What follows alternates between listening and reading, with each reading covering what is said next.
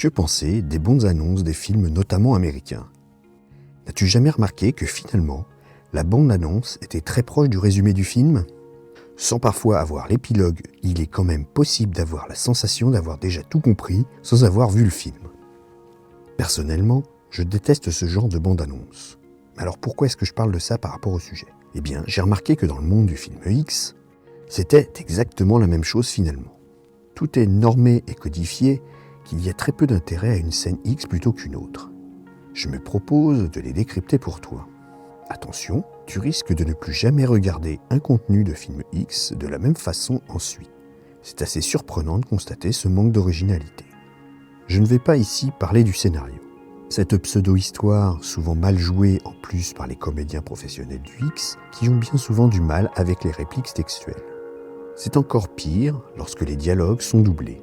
Je vais vous parler de la recette de fabrication d'un film X, et finalement, vous allez voir que le X dit amateur reprend bien souvent ces mêmes codifications. C'est vraiment affligeant, car c'est malheureusement tout le contraire qui devrait être fait dans la vraie vie. Le fait que le film X serve d'exemple éducatif fait un peu peur. Rentrons donc dans le vif du sujet en décryptant le script de la conception d'un film X standard. Je vais ici principalement parler d'une relation X hétéro. C'est forcément un peu différent dès qu'il y a des relations homo, j'en parlerai peut-être dans une prochaine vidéo. Dans la scène, il y a un homme, une femme. Je passe sur le scénario qui va faire arriver à la première séquence.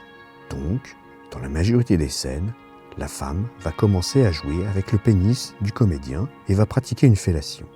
Cette séquence dure assez longtemps en général, parfois jusqu'à un tiers de la durée de la séance de sexe. Dans cette séquence, l'homme utilise la femme comme un objet en l'enfilant littéralement sur son sexe. Il dirige très souvent la tête de l'actrice et abuse de sa bouche. Certes, certaines actrices pratiquent la gorge profonde, mais c'est une pratique très difficile et pas forcément plaisante pour celui ou celle qui la réalise. Il ne faut pas se le cacher. Après un temps plus ou moins long, l'acteur va généralement attraper l'actrice. J'oserais presque dire comme un simple bout de viande pour la positionner prête à la pénétration vaginale. Les positions, qu'il n'est pas très utile de reproduire, sont faites pour être photogéniques et montrer la vulve à la caméra et ne sont pas du tout faites pour le plaisir. Les positions vont s'enchaîner par-dessus, par-devant, par-derrière, par-dessous, etc. Très souvent, la femme est considérée comme une poupée de chiffon et doit suivre les injonctions de l'homme. Bien sûr, ce ne sont pas des exemples que tu dois suivre. Après la phase de pénétration vaginale, les acteurs passent à la pénétration anale. Bien souvent, l'insertion du pénis à travers l'anus se fait assez rapidement. Or, si tu tentes cette pratique, surtout, il faut y aller en douceur. Il est même recommandé de laisser la personne sodomisée gérer la pénétration afin que celle-ci se passe sans trop de déplaisir. Je reviendrai plus particulièrement sur la pratique de la sodomie dans une prochaine vidéo. Tout comme pour la pénétration vaginale, la partenaire va être installée dans différentes positions qui permettront à la caméra d'avoir une vue en plan serré sur l'anus de l'actrice. On voit parfois l'acteur changer d'orifice. Attention, souvent il y a une subtile coupure, par un changement de plan par exemple, et l'organe est nettoyé entre les deux plans ou le préservatif changé. Chez vous, surtout, ne passez jamais de l'anus au vagin. Les bactéries anales sont très néfastes à la flore vaginale et vous risquez au mieux une vaginite peu agréable, sinon cela peut aussi donner une cystite dangereuse si elle n'est pas rapidement soignée. Et si tu utilises un préservatif, celui-ci doit être changé entre les deux pénétrations. Une fois sa besogne terminée, l'homme, le plus souvent, va ressortir son sexe de sa partenaire. Il va alors, la plupart du temps, le lui présenter pour une nouvelle fellation. Arrive alors une phase masturbatoire, car il est la plupart du temps nécessaire de montrer à la caméra l'éjaculation de l'homme. Dans l'inconscient collectif, cela signifie que la relation sexuelle est une réussite. L'homme va alors souvent éjaculer sur ou autour du visage de la partenaire, sur ses seins, parfois sur ses fesses, mais c'est plus rare. Je ne sais pas pour toi, mais pour ma part, cette phase d'éjaculation ne m'a jamais réellement intéressé. Mais peut-être que cela excite certains hommes, je ne sais pas. Car il ne faut pas se le cacher, la majorité de la production X est pour une cible masculine. As-tu un avis sur ce point ? un petit commentaire sera le bienvenu. Voilà, on a le déroulement typique d'une scène de film X dans un film hétéro. Et vous pouvez faire l'expérience par vous-même. C'est 90% du temps cet enchaînement précis. N'est-ce pas un manque drastique d'imagination ? Après avoir vu le déroulement, nous allons nous intéresser à la représentation des acteurs et des actrices dans le X. Tu as dû sûrement le remarquer, mais acteurs et actrices ne sont pas du tout logés à la même enseigne. En effet, les actrices font la une des affiches et sont starisées, et les acteurs ont la palme du plaisir et de l'orgasme. Revenons au film et à la scène d'action et décryptons-la du point de vue des personnages dans la scène et commençons par l'actrice. Celle-ci est filmée dans son intégralité.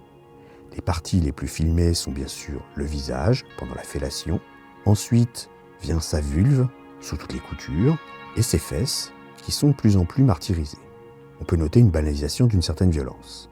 Pour finir, les seins entrent en scène, parfois pour une cravate de notaire, mais souvent parce que l'homme la bouscule par des coups de rein répétés. Pour finir, on a des cadrages avec des coupes au milieu des cuisses pour des plans allant jusqu'à la taille, soit au-dessus de la poitrine, soit avec la tête et le visage en plus.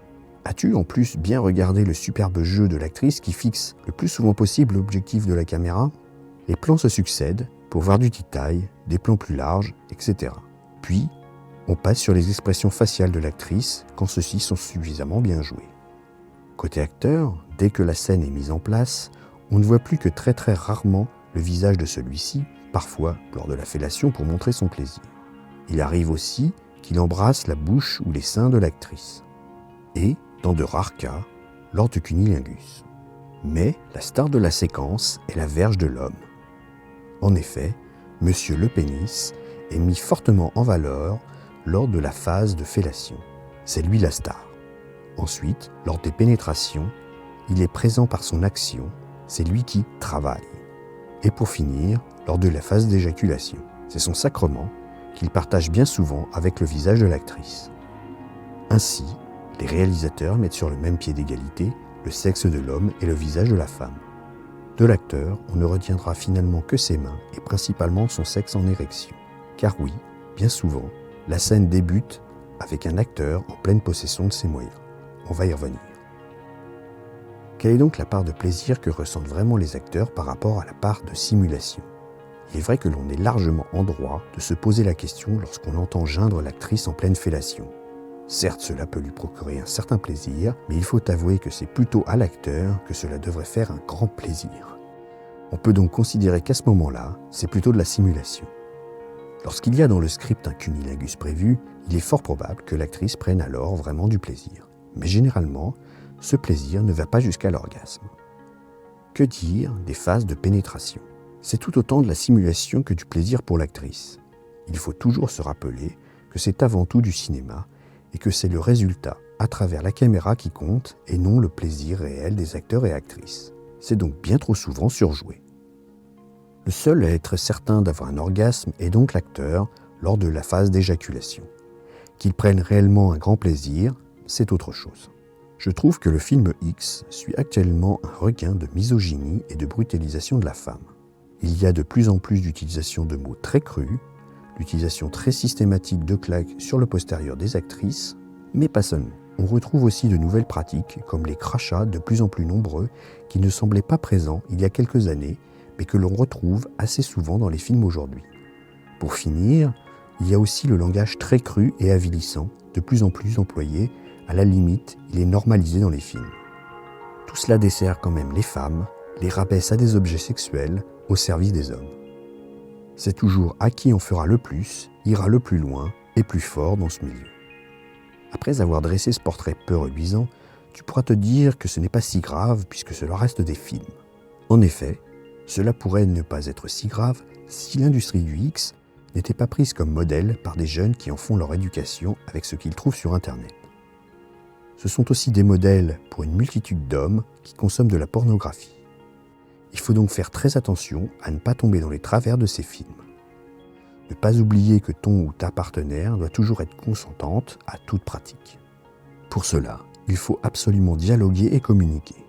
Jamais tu ne t'autoriseras à quelque pratique que ce soit sans avoir l'aval de ton ou de ta partenaire. Maintenant que tu as toutes les clés de réalisation d'un film X dans l'industrie, j'espère que celle-ci te paraîtra un peu plus fade. Bien sûr, il existe des productions plus intéressantes, avec des réalisateurs et plus souvent des réalisatrices qui innovent, dont les scènes sont moins stéréotypées. Espérons que cela évoluera vraiment dans le bon sens pour l'avenir. Dis-moi ce que tu en penses dans les commentaires, on pourra ainsi en discuter. Merci d'avoir écouté cette vidéo. Pour aller un peu plus loin et rejoindre le cercle des fins connaisseurs pour une sexualité épanouie, je te conseille de t'abonner à la newsletter. Tu retrouveras l'article complet, il te donnera plus de conseils et des astuces. Abonne-toi à la chaîne, active le petit pouce bleu, éventuellement ajoute un commentaire et à bientôt.